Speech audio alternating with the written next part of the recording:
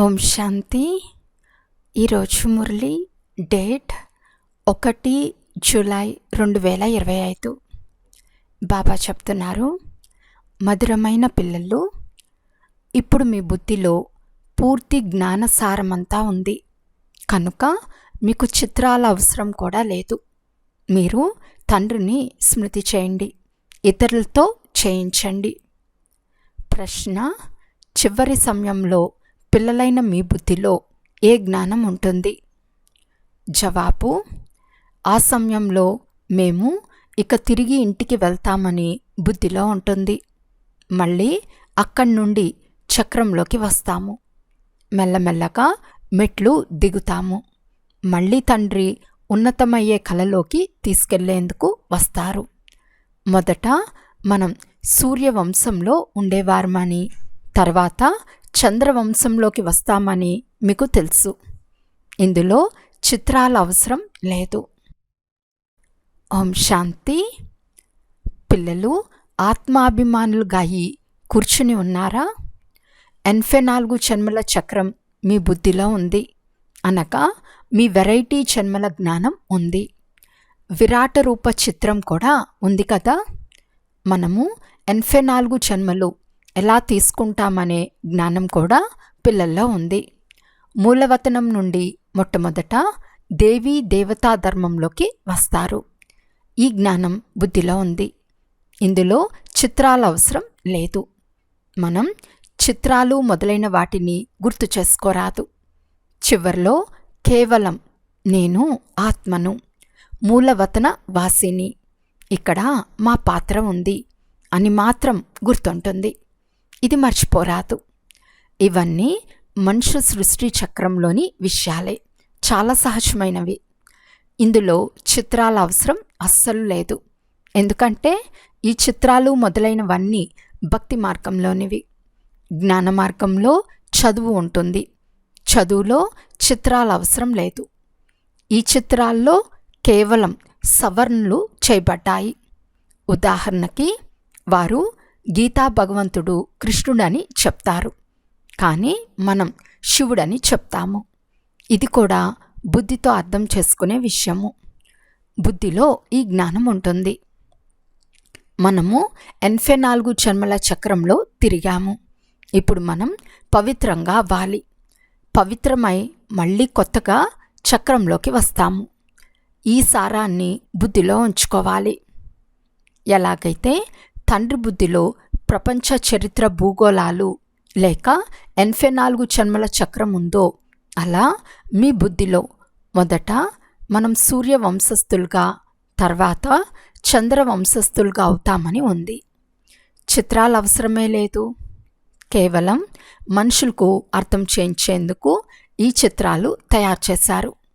జ్ఞాన మార్గంలో అయితే కేవలం తండ్రి చెప్తున్నారు, మన్మనాభవ. ఈ చతుర్భుజ చిత్రం, రావణుని చిత్రం, ఇవన్నీ అర్థం చేయించేందుకే చూపించవలసి వస్తుంది. మీ బుద్ధిలో అయితే యథార్థమైన జ్ఞానం ఉంది. మీరు చిత్రాలు లేకుండానే అర్థం చేయించగలరు. మీ బుద్ధిలో 84 జన్మల చక్రం ఉంది. చిత్రాల ద్వారా కేవలం సహజం చేసి అర్థం చేయించబడుతుంది. వీటి అవసరం లేదు. మొదట మనం సూర్యవంశం వారమని, తర్వాత చంద్రవంశం వారిగా అయ్యామని, అక్కడ చాలా సుఖం ఉంటుందని, దానినే స్వర్గమని అంటారని మీ బుద్ధిలో ఉంది. ఈ విషయాలు చిత్రాలతో అర్థం చేయిస్తారు. చివర్లో అయితే బుద్ధిలో ఈ జ్ఞానం ఉంటుంది. ఇప్పుడు మనం ఇంటికి వెళ్ళి మళ్ళీ వచ్చి చక్రంలో తిరుగుతాము. మెట్ల చిత్రం చూపి అర్థం చేస్తే మనుషులకు సులభంగా అర్థమవుతుంది. మనం ఎలా మెట్లు దిగుతామో మీ బుద్ధిలో పూర్తి జ్ఞానమంతా ఉంది. మళ్ళీ తండ్రి ఉన్నతమయ్యే కళలోకి తీసుకెళ్తారు. తండ్రి చెప్తున్నారు, నేను మీకు ఈ చిత్రాల సారాన్ని అర్థం చేయిస్తాను. ఉదాహరణకి సృష్టి చక్ర చిత్రం చూపించి మీరిలా అర్థం చేయించవచ్చు. ఇది 5000 సంవత్సరాల చక్రం. ఒకవేళ లక్షల సంవత్సరాలైతే జనసంఖ్య ఎంతగా పెరిగిపోతుంది? క్రైస్తవులది 2000 సంవత్సరాలని చూపిస్తారు. ఇందులో ఎంతమంది మనుషులున్నారు? 5,000 సంవత్సరాల్లో ఎంతమంది మనుషులుండాలి? ఈ లెక్క అంతా మీరు అర్థం చేస్తారు. సత్యుగంలో పవిత్రంగా ఉన్నందున కొద్దిమంది మనుషులు మాత్రమే ఉంటారు. ఇప్పుడు ఎంతమంది ఉన్నారు? లక్షల సంవత్సరాల ఆయువు ఉంటే లెక్కలేనంత సంఖ్య అయిపోతుంది. క్రైస్తవులతో పోల్చుకుని జనాభా లెక్కను తీస్తారు కదా. హిందువుల జనాభా సంఖ్యను తక్కువగా చూపిస్తారు. చాలామంది క్రైస్తవులుగా అయిపోయారు. ఎవరైతే తెలివైన మంచి పిల్లలున్నారో వారు చిత్రాలు లేకుండానే అర్థం చేయించగలరు. ఈ సమయంలో ఎంతమంది మనుషులున్నారో ఆలోచించండి. నూతన ప్రపంచంలో ఎంత తక్కువ మంది మనుషులుంటారు? ఇప్పుడిది పాత ప్రపంచం. ఇందులో ఇంతమంది మనుషులున్నారు. మళ్ళీ నూతన ప్రపంచం ఎలా స్థాపన అవుతుందో, ఎవరు స్థాపిస్తారో ఇవన్నీ తండ్రే అర్థం చేస్తారు. వారు జ్ఞానసాగరులు. పిల్లలైన మీరు కేవలం 84 జన్మల చక్రంను మాత్రమే బుద్ధిలో ఉంచుకోవాలి. ఇప్పుడు మనం నరకం నుండి స్వర్గంలోకి వెళ్తాము కనుక లోపల సంతోషం ఉంటుంది కదా. సత్యుగంలో దుఃఖం మాటే ఉండదు. ఏదైనా అప్రాప్తిగా ఉన్న వస్తువును ప్రాప్తి చేసుకునే పురుషార్థం చేయవలసిన అవసరమే ఉండదు. ఇక్కడ పురుషార్థం చేయవలసి పడుతుంది. ఈ యంత్రం కావాలి, అది కావాలి. అక్కడ అన్ని సుఖాలు హాజరుగా ఉంటాయి. ఉదాహరణకి ఎవరైనా మహారాజులుగా ఉంటే వారి వద్ద అన్ని సుఖాలు ఉంటాయి. పేదవారి వద్ద అన్ని సుఖాలు ఉండవు. కానీ ఇది కలియుగము. అందుకే వ్యాధులు మొదలైనవన్నీ ఉన్నాయి. ఇప్పుడు మీరు నూతన ప్రపంచంలోకి వెళ్ళేందుకు పురుషార్థం చేస్తున్నారు. స్వర్గము నరకము రెండూ ఇక్కడే ఉంటాయి.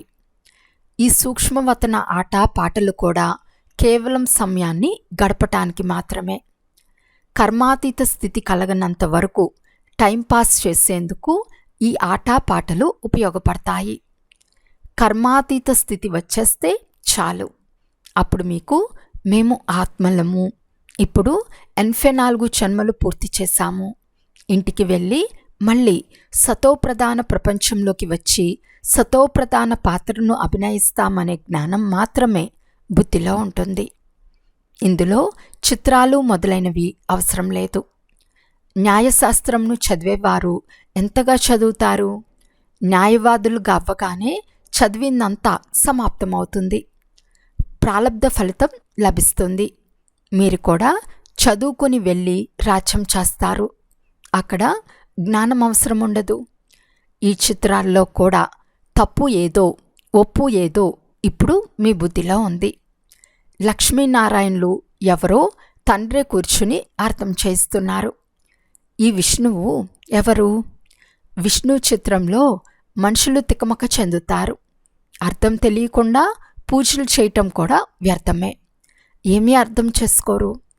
విష్ణువును ఎలా అర్థం చేసుకోరో అలా లక్ష్మీనారాయణుల గురించి కూడా అర్థం చేసుకోలేరు. బ్రహ్మ విష్ణు శంకరులను కూడా అర్థం చేసుకోరు. బ్రహ్మ అయితే ఇక్కడే ఉన్నారు. ఈ బ్రహ్మ పవిత్రమై శరీరాన్ని వదిలి వెళ్ళిపోతాడు. ఈ పాత ప్రపంచంపై వైరాగ్యం ఉంది. ఇక్కడి కర్మబంధనాలు దుఃఖంనిచ్చేవి. ఇప్పుడు మన ఇంటికి వెళ్ళాలని తండ్రి చెప్తున్నారు. అక్కడ దుఃఖానికి నామరూపాలే ఉండవు. మొదట మీరు మీ ఇంట్లో ఉండేవారు, తర్వాత రాజధానిలోకి వచ్చారు. ఇప్పుడు మళ్ళీ పావనంగా చేసేందుకు తండ్రి వచ్చారు.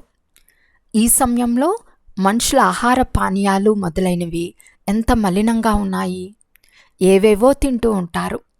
అక్కడ దేవతలు ఇటువంటి మలిన వస్తువులు తినరు.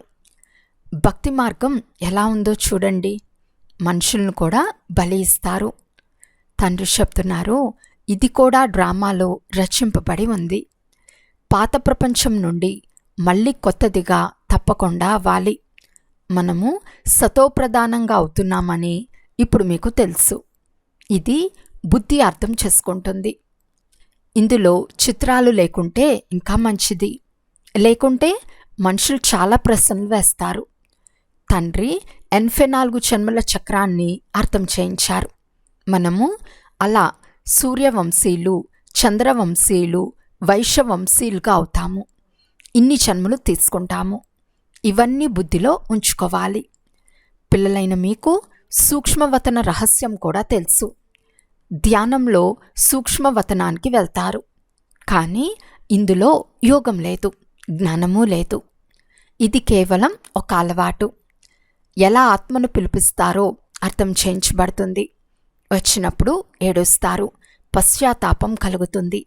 మేము బాబా చెప్పినట్లు చేయలేదు అని వాపోతారు. ఇవన్నీ ఇప్పుడు పురుషార్థంలో నిమగ్నం అవ్వాలని, తప్పు చేయకుండా ఉండాలని బాబా పిల్లలకు అర్థం చేస్తూ ఉంటారు.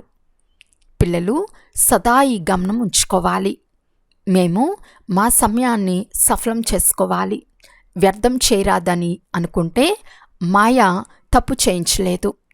బాబా కూడా చెప్తూ ఉంటారు, పిల్లలు సమయం వృధా చేయకండి. అనేక మందికి మార్గాన్ని తెలిపించే పురుషార్థం చేయండి. మహాదానులుగా అవ్వండి.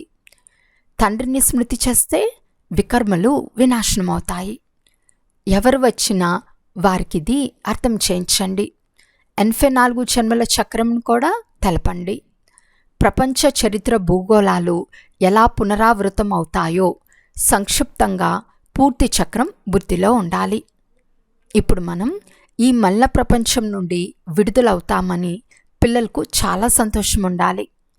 స్వర్గ నరకాలు ఇక్కడే ఉన్నాయని మనుషులు భావిస్తారు.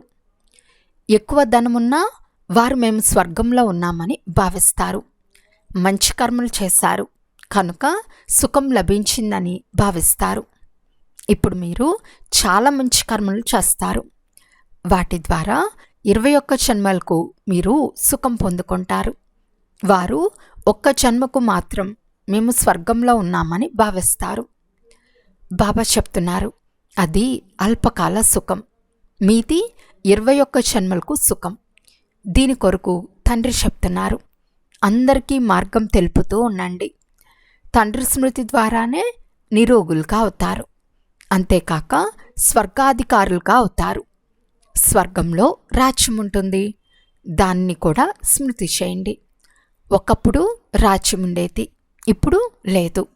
ఇది భారతదేశపు మాటే. మిగిలినవన్నీ నాటకంలోని అంతర్భాగాలు. చివర్లో అందరూ వెళ్ళిపోతారు. తర్వాత మనం మళ్ళీ నూతన ప్రపంచంలోకి వస్తాము. ఇప్పుడు ఈ విషయాలు అర్థం చేయించేందుకు చిత్రాలు అవసరం లేదు. కేవలం అర్థం చేయించేందుకే మూలవతనము, సూక్ష్మవతనాలను చూపిస్తారు. భక్తి మార్గం వారు తయారు చేసిన చిత్రాల్లో సవరణలు చేసి అర్థం చేయించవలసి వస్తుందని తెలపాలి. లేకుంటే మిమ్మల్ని నాస్తికులు అని వారనుకుంటారు. అందుకే సవరణ చేసి తయారు చేస్తారు.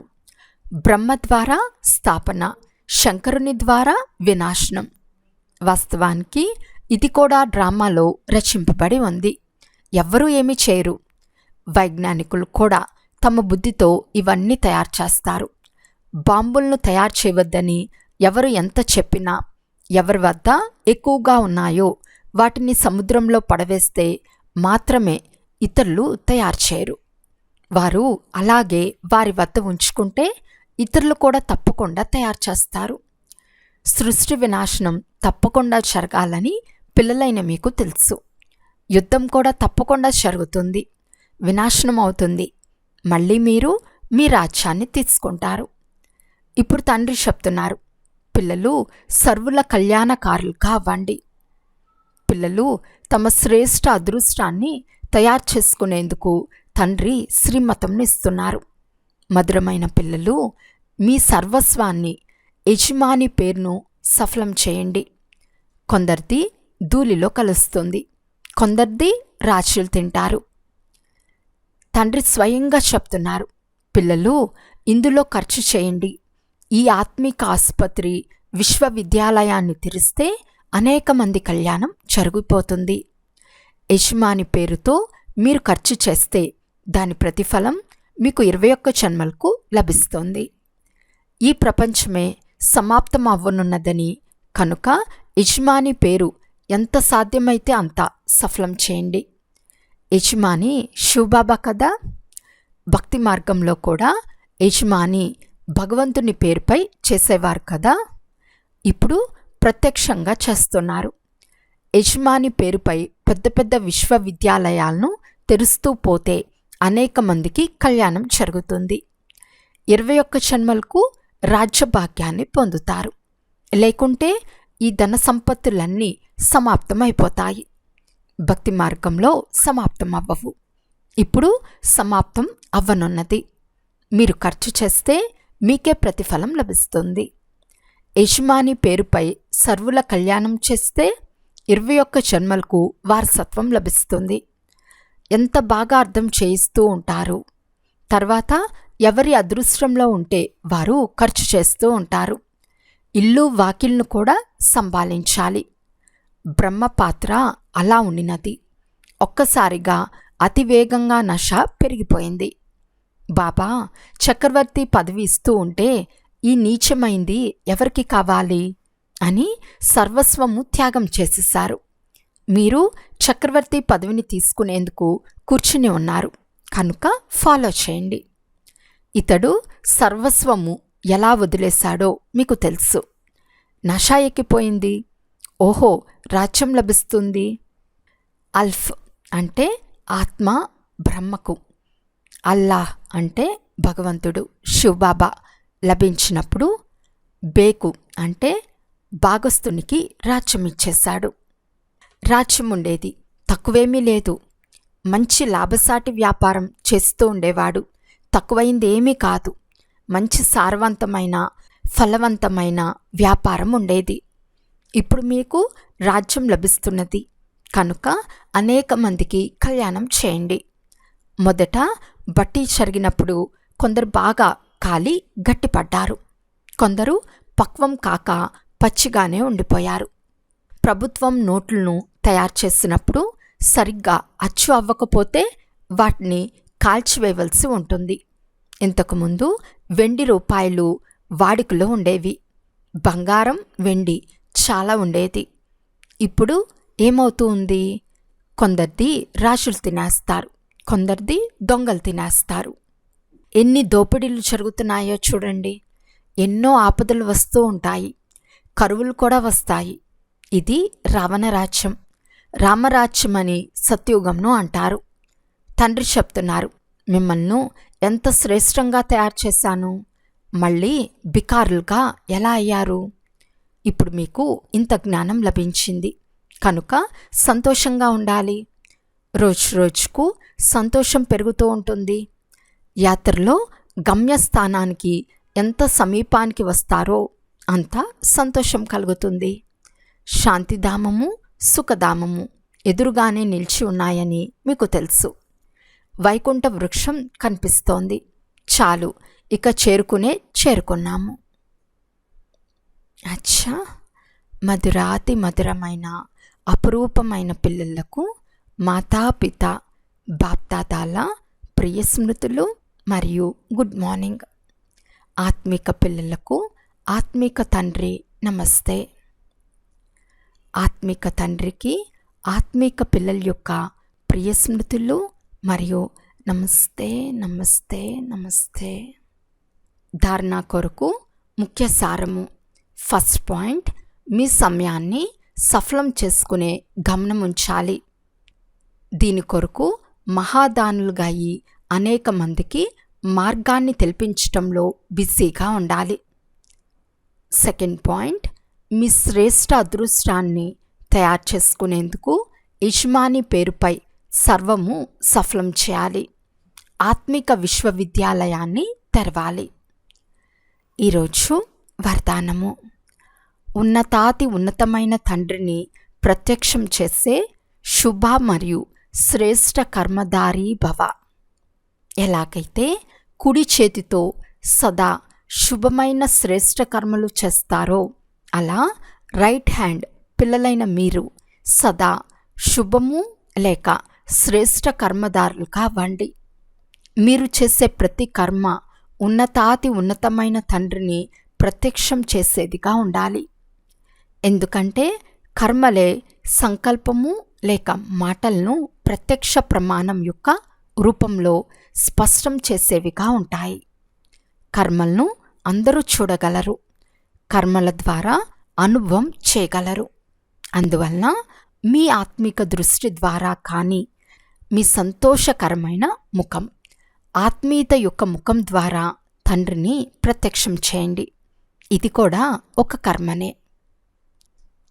స్లోగన్: ఆత్మీయత యొక్క అర్థం కనుల్లో పవిత్రత యొక్క ప్రకాశం మరియు ముఖంపై పవిత్రత యొక్క చిరునవ్వు ఉండాలి. అవ్యక్త సూచన: సంకల్పాల శక్తిని జమ చేసుకుని శ్రేష్టమైన సేవకు నిమిత్తంగా వాడండి. ఎలాగైతే ఈ రోజుల్లో సూర్యుని శక్తిని జమ చేసి చాలా కార్యాలు సఫలం చేస్తారో, అలా మీరు సంకల్ప శక్తిని జమ చేసుకుంటే ఇతరుల్లో కూడా బలం నింపగలరు, అనేక కార్యాలు సఫలం చేయగలరు. ఎవరైతే ధైర్యహీనులుగా ఉంటారో వారిని వాచ్తో పాటు శ్రేష్ట సంకల్పాల సూక్ష్మ శక్తి ద్వారా ధైర్యవంతులుగా చేయటమే వర్తమాన సమయం యొక్క ఆవశ్యకత. అచ్చా. ఓం శాంతి.